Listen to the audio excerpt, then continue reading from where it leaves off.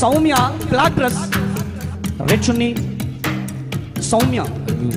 దేవుడు నీ ఫేస్ ని దేవుడు నాకు చూపించాడు, కానీ ఈ హరహర కళాభవన్లో లైటింగ్ తగ్గుంది. ఎక్కడున్నావు? అద్దిగో సౌమ్య. హల్లెలూయా. యేసయ్య నీకు ఉద్యోగం ఇవ్వబోతున్నాడు. ఆమేన్.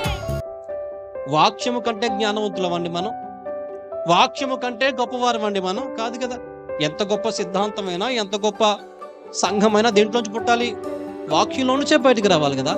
వాక్యానికి విరుద్ధంగా లేకపోతే వాక్యానికి మించిన జ్ఞానం, మించిన భక్తి నేర్పించే ప్రబుద్ధులు ఎక్కువైపోయారు లోకంలో.